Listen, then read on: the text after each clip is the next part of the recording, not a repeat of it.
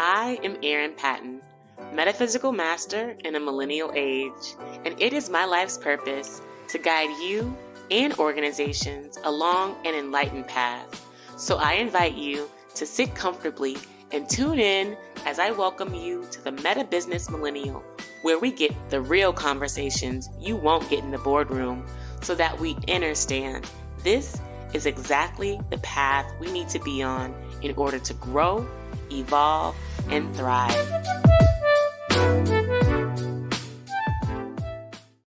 Welcome, family, to the Meta Business Millennial, a podcast where we dive deep into metaphysics and spirituality as it relates to our daily lives and, of course, to business.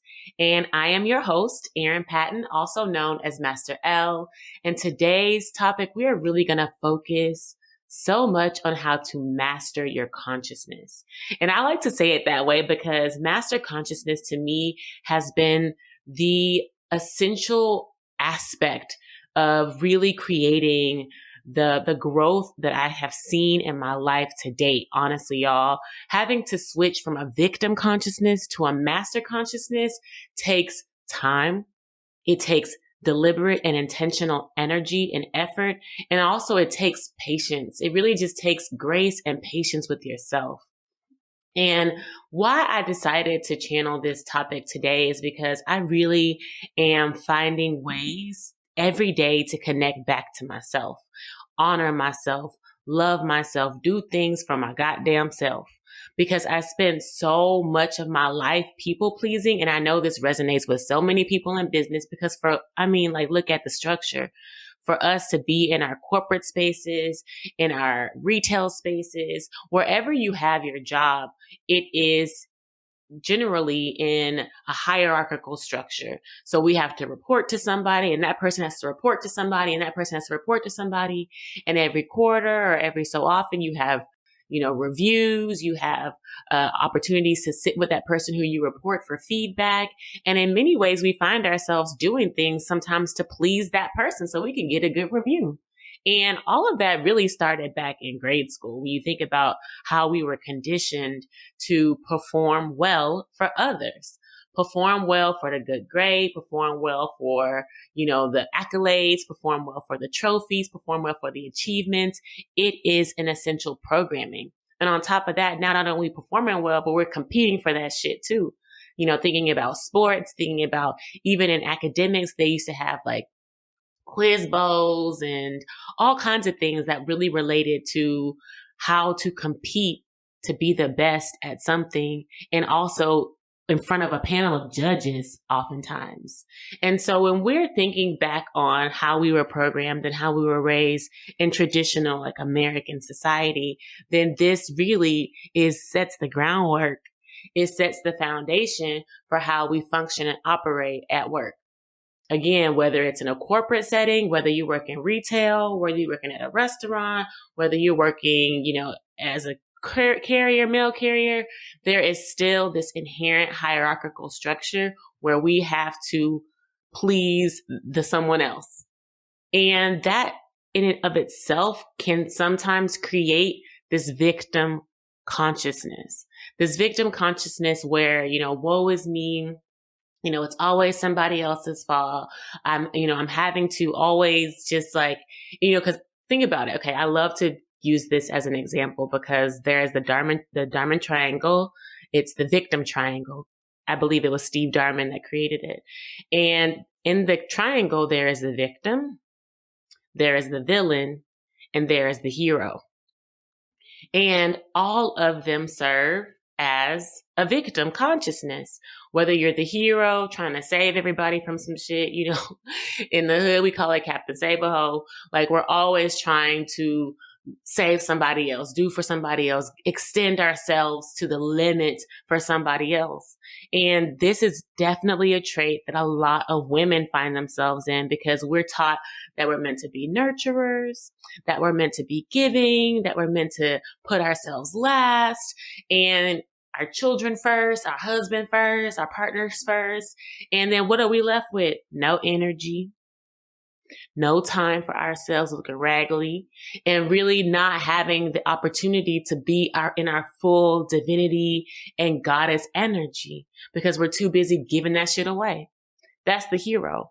And then the villain is the person that's really like antagonistic, blaming other people, talking shit, gossiping, really just making someone's life hell because they themselves are in a hell state and are unhappy in where they are and what they're doing.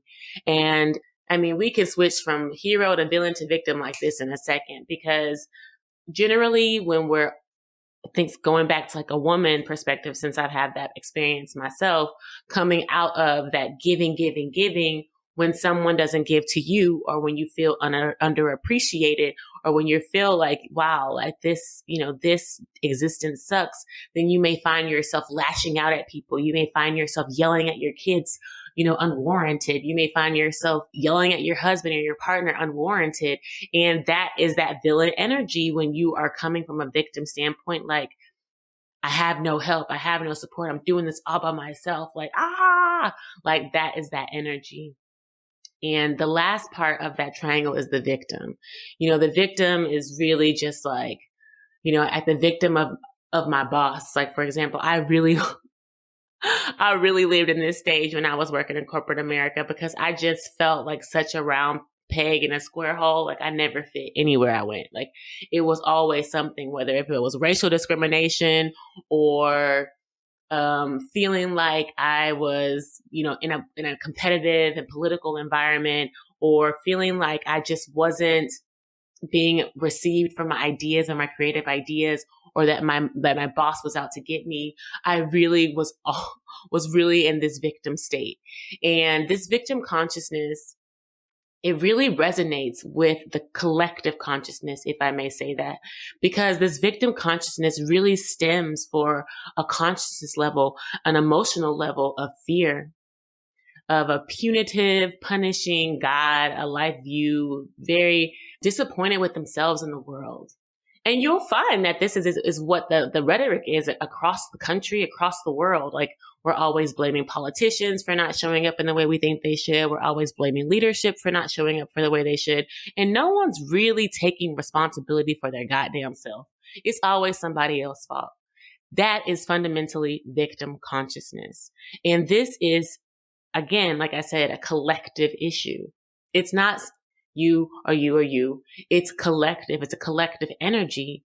And as we rise, as we think about ourselves as masters, as metaphysicians, as spiritualists, as just good human beings, we must shift out of this and be masters of our consciousness, be masters of our emotions, and be masters of how we're moving about in the world day to day.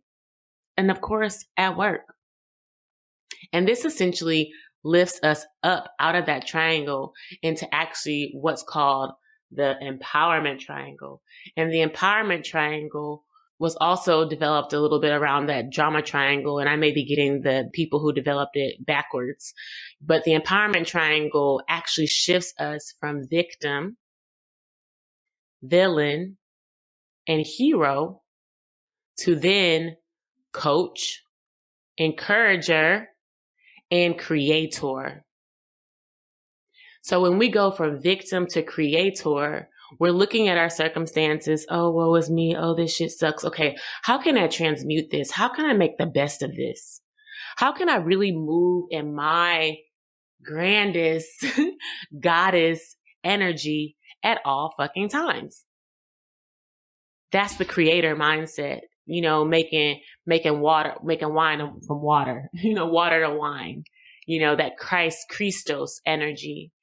How can I make lemonade from lemons, from a bitter situation? I'm going to make something sweet and juicy and beautiful.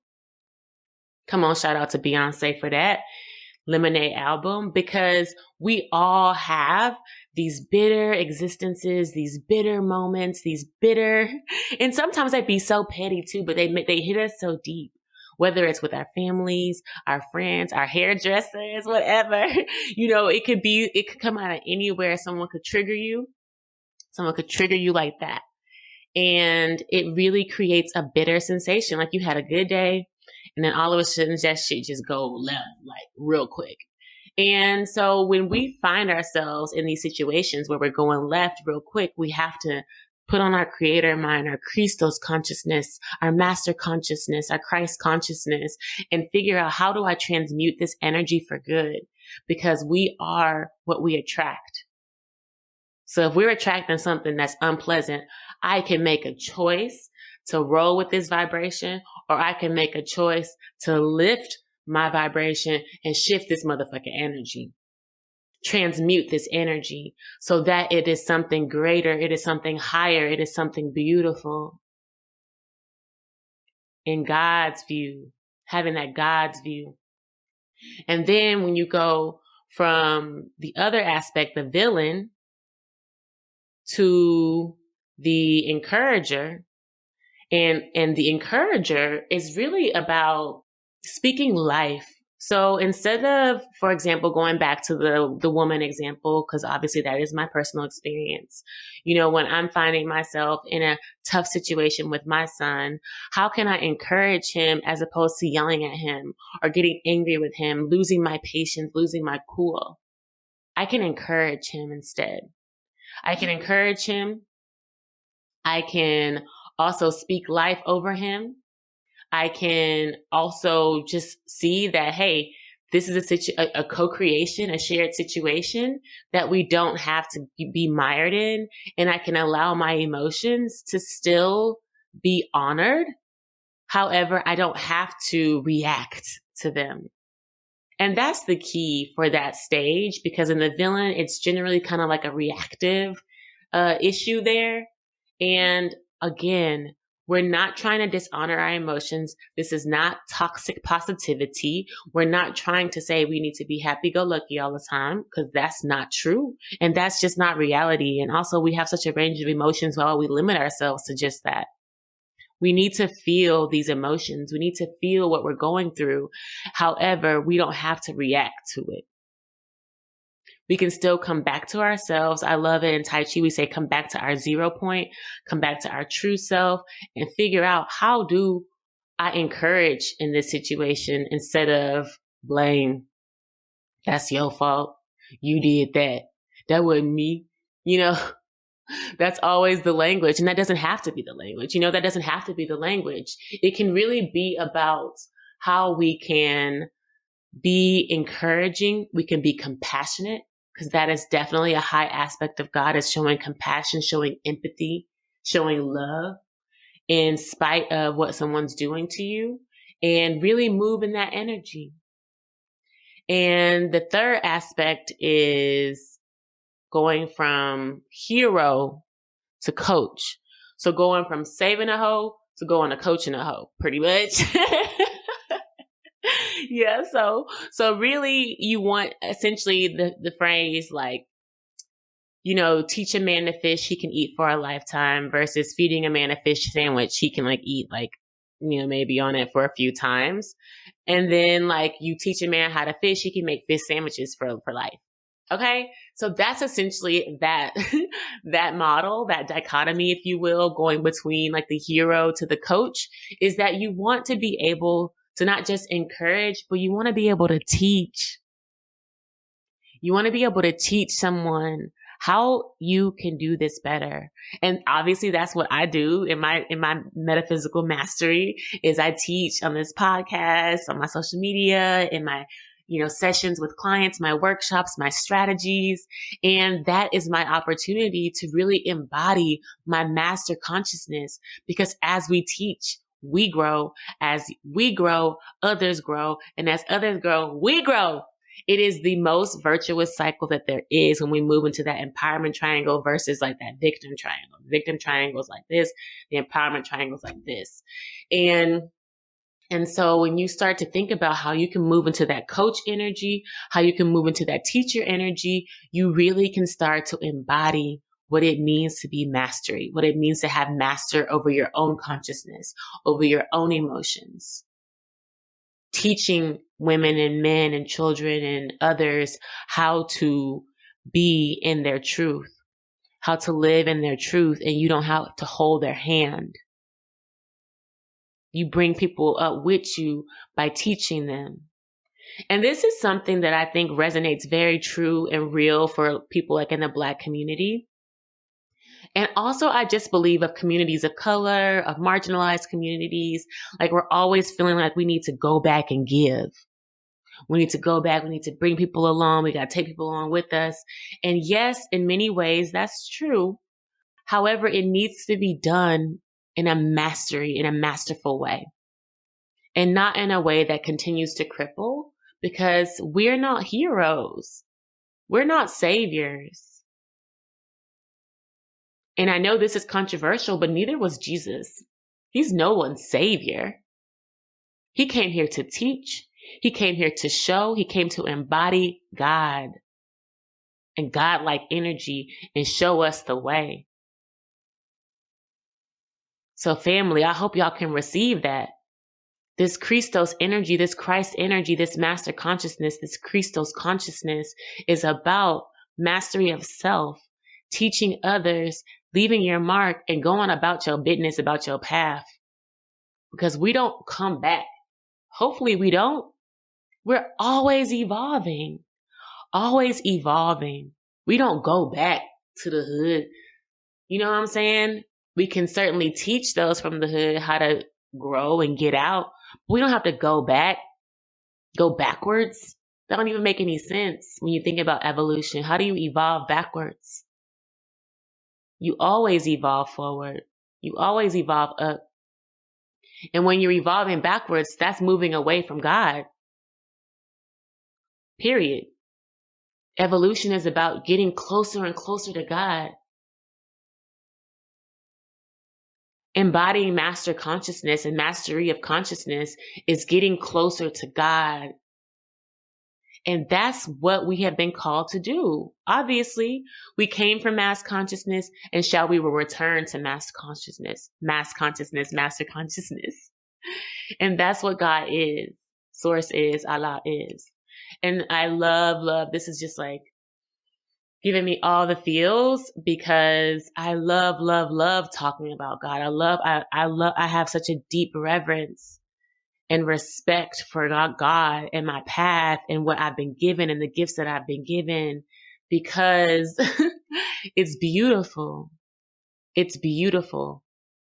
And it was God's highest wish for human beings to embody heaven on earth.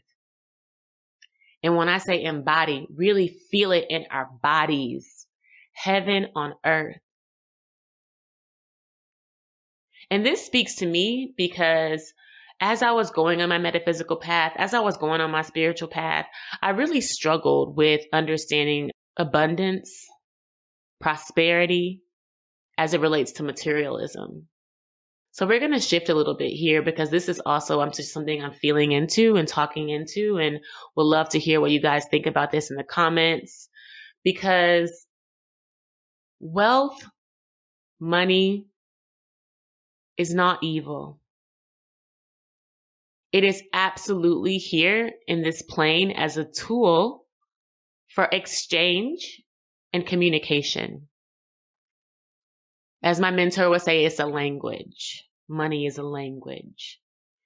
And so though we talk about English and the backwardness of English, it is still a very important means of communication that we have at this time.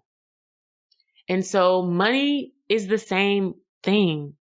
It is a very important and necessary tool and means of communication. So we wouldn't say English is evil. So why is money evil? Okay, let's start there. So what in turn makes money evil is people's use of it, abuse of it, control of it. Okay, are you walking with me here? Because as we engage with this communication, it can be manipulated, it can be distorted, and it can be used as a tool for evil.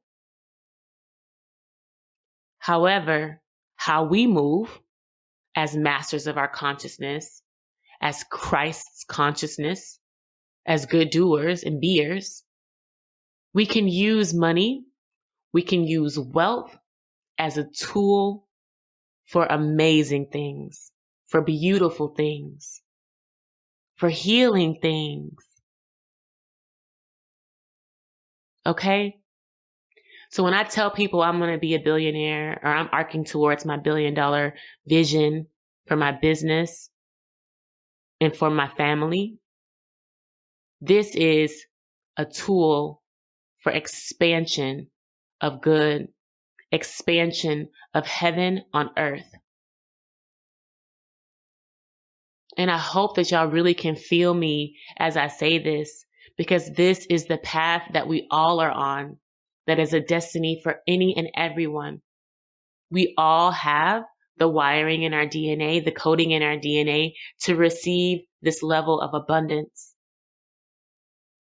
Yet we remain trapped in our victimization, in our victim consciousness, in our belief of money is evil, as money is a weapon.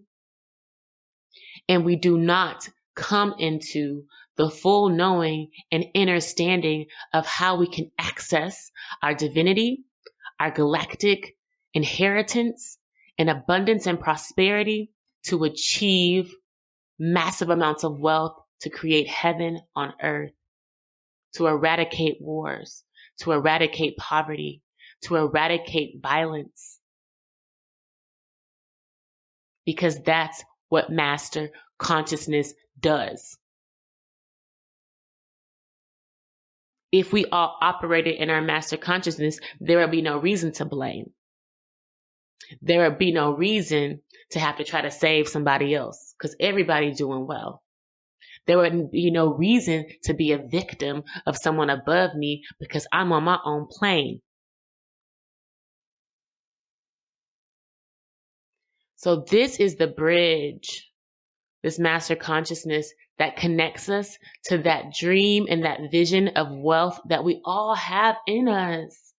That's why getting to the bag, that's why getting to the money is so essential to us, because it is our birthright. It is. But our path and how we were taught to get there ain't right. It's not right.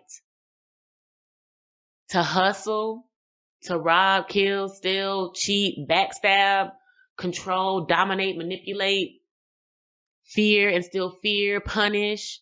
That's not how you get to it. You can get to it that way, but it's not going to last long.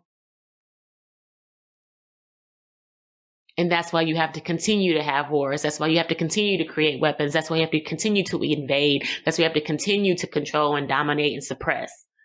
Because it does not last. It's not sustainable. It is not a sustainable way of operating. And this is why our earth is shifting. The paradigm on our planet is shifting. It has come to an end. This way of operating. This way of using the tools that God gave us to be on this planet, misusing and abusing, that age is coming to an end. And we are the new earth leaders.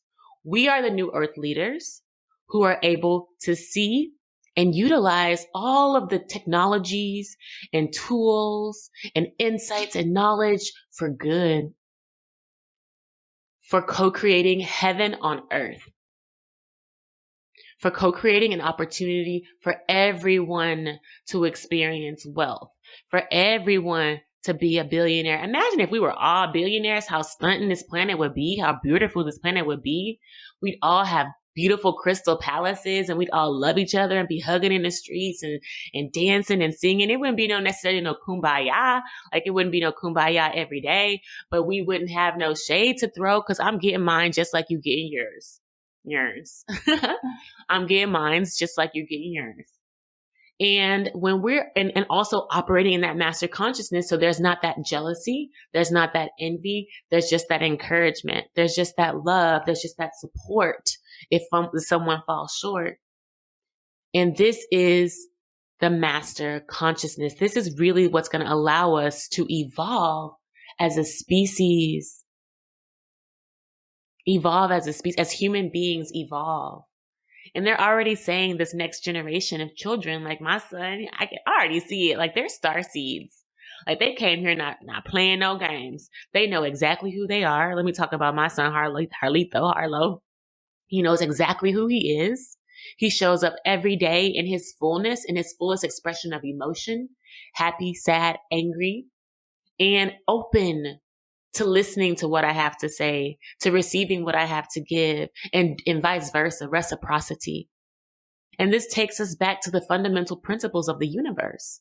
It's embedded in our coding as soon as we get here. It is embedded in our coding. And it is up to us if we want to activate it, or if we want it to remain dormant, or if we want to remain asleep, as we say. Like my meta business avatar, the sleeper. If we want to stay asleep and not know who we is, and not know why we be, and why we came here, we remain dormant. Our DNA remains dormant, inactive. Like a dead cell phone. Like think about when your cell phone died. Like how sad is that? Like you can't text nobody, you can't call nobody, you can't connect with anyone. You can't get on Instagram, TikTok. That's what it's like to be asleep. You can't connect. You're disconnected from God. You're disconnected from yourself. You're disconnected from the collective.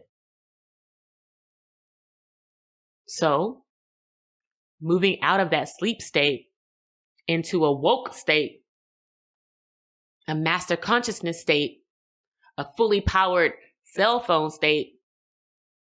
Hey, you could go for days with the fully powered cell phone. Well, maybe a day, depending on how much you use it, a day or two. But the analogy is there. You have access. You can get on the internet. You can make phone calls. You can have emergency phone calls. You can get on social media. You can make notes. You can do all kinds of things. And so this is the same kind of energy it means to embody that wokeness.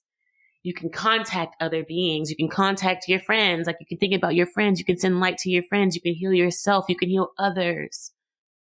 That's the difference. And that's what it feels like too. Because I know y'all probably feel this in your beings and your DNA. Because that's what truth does. It resonates. And it resonates not just here and now, but across space and time dimensions. Because we are connected to an entire multiverse. Different realities at all times. And as we master our consciousness, we can connect deeper into those realities. And as we connect deeper into those realities, we fundamentally understand more deeply who we are. Because we also reside in those other realities. And that's a beautiful thing. It's a beautiful thing to understand the multidimensionality of who you are, of who you be, of why you came to be. Family, I trust that this is starting to sit with you, because it's definitely tingling inside of me, and how you can really embody master consciousness and be a master of your consciousness and understand the trajectory of your life path, how it shifts, how it skyrockets, how it goes light years. It moves at light speed when you are operating in your mastership, in your Christos, in your Christ consciousness. That connects us directly to God. That connects us directly to Allah, connects us directly to Source. So that we may be in true alignment with ourself, true alignment with divinity, and true alignment with our purpose. And when we do that, we experience the abundance, we experience the wealth, we experience the prosperity that can be shared with all of humanity, can be shared with our ancestors, can be shared with our star seeds. And that really feels complete to me. I got chills. I got chills on that, y'all. That really feels complete to me. So with that, I really, really and highly encourage you to sit with this, find ways to connect back to yourself, connect back to what you need to honor yourself so that you can continue to move in and through that victim state. Because you have to, if that's where you are, that's where you are. If that's where you ain't, congratulations.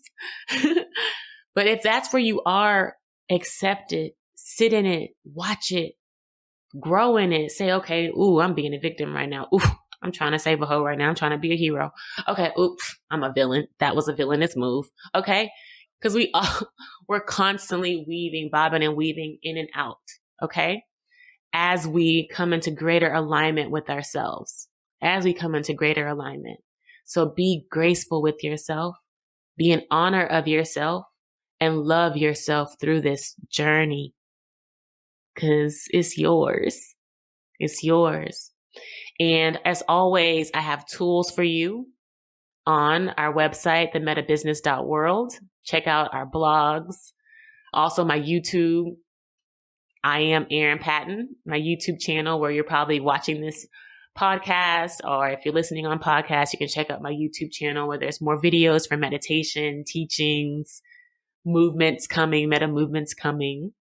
And of course, you can find me on social media at I am Erin Patten on Instagram, Facebook, LinkedIn, and talking more about how to be in alignment and be a master of yourself. This wraps up the Meta Business Millennial podcast. Please join me for our next episode. I love you so much. Sending you light, sending you love, sending you energy to continue to grow on your path. Peace. Peace.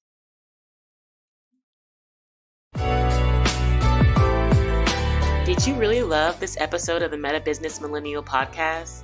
Well, I am honored, and I appreciate you subscribing, leaving a review, and sharing it with your friends, because your feedback allows us to co-create more enlightened conversations. And if you're interested in growing your soul now, head over to my website, erinpatten.com, to find all the show notes, links, and free resources to get your energy activated today. In the meantime, stay bright, my friends. Much love and light. Peace.